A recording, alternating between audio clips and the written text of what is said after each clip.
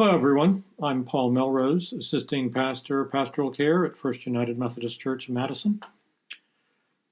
I want to share with you just a few words from Frederick Buechner for a minute on the living presence. Listen to what he says about that. The earliest reference to the resurrection is St. Paul's, and he makes no mention of an empty tomb at all. But the fact of the matter is that in a way it hardly matters how the body of Jesus came to be missing, because in the last analysis, what convinced people that he had risen from the dead was not the absence of his corpse, but his living presence, and so it has been ever since. This is a nice summation of the many places in the Gospels, both Synoptic and John, where Jesus appears to the disciples. He's amongst them. There are several recordings. We've heard it most recently in Luke's Gospel, but also in John's Gospel, where Jesus appears to the disciples as they are eating. In John's Gospel, he even comes back to help him who we call Doubting Thomas to realize Christ is alive. Don't forget the two strangers on the road to Emmaus. A stranger walked among them, and after he left, didn't one say to the other, "Did you not feel his presence?" So with this in mind, I want to share with you a story that I saw recently on Facebook about a Broadway actor named Doug Storm. And I'm going to pose a question to you for us, you, and also I further to contemplate after I've finished the story. Will you listen to this story? I was with the national tour of Les Mis, and we were performing in Salt Lake City. At the time, we were doing poster sales for Broadway Cares Equity Fights AIDS. If someone donated $50, they would receive a poster signed by the entire cast.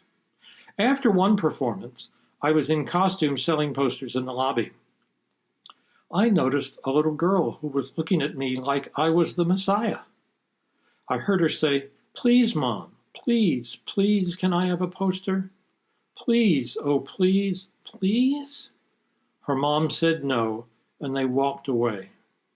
It was a moment I will never forget.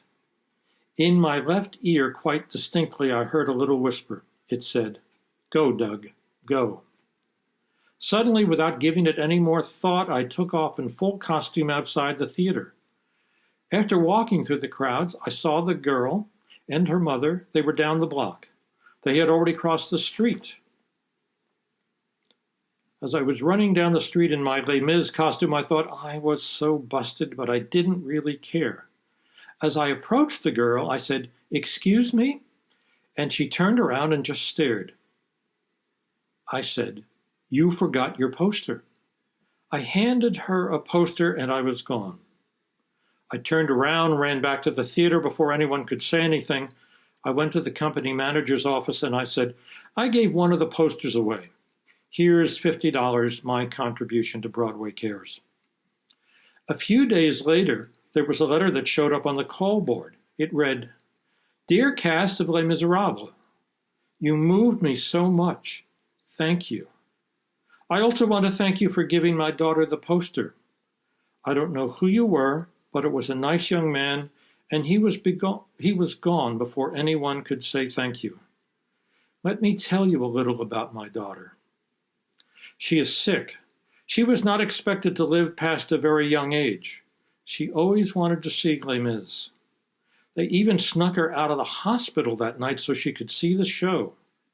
The tickets were a gift from a family friend. I'm a single mom. Money is very tight. It broke my heart to not be able to buy the poster for my daughter. Thank you so much, whoever you are. Thank you, thank you, thank you." The whole cast was standing around weeping. I didn't say a word. 4 years later, the night before the Scarlet Pimpernel closed, I remember being bitter and jaded. Soon I would be unemployed again. Out of nowhere, at the stage door, I heard a little voice. "Mr. Storm?" I thought, "Oh God, who's calling me Mr. Storm, for crying out loud?" I looked down. I froze. It was that same little girl. "Hi, I knew you were in the show because I've been following it on the internet. I brought you a little package. Here's a card. Oh my gosh, how are you doing? Do you want to come in? Are you seeing the show tonight? No, she said, I'm not seeing the show tonight. I'm seeing it tomorrow. I'm seeing the last one. I said, why don't you come around tomorrow before the show? I'll take you backstage. I went upstairs and started putting on my makeup. I stopped for a second to read her card. I just wanted to let you know that I've been accepted at the NYU, New York University Tisch School of the Arts for Drama, and I'm going to enroll because someday I want to give a kid a poster. Thank you for helping shape my life. I lost it. In a moment of my own despair and selfish, jaded bitterness, there was that kid. Everything came full circle. That alone is why I got into this business. And so I leave with you this thought, maybe a question, maybe a prayer. Did you hear or see in that story perhaps the living presence? For this is the question we as people of faith are faced with all the time.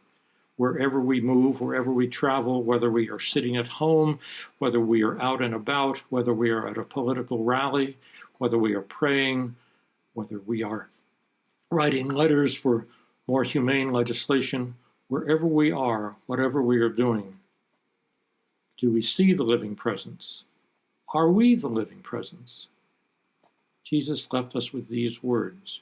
Remember, as often as you do this to the least of these, you do it to me. Thanks be to God. Amen.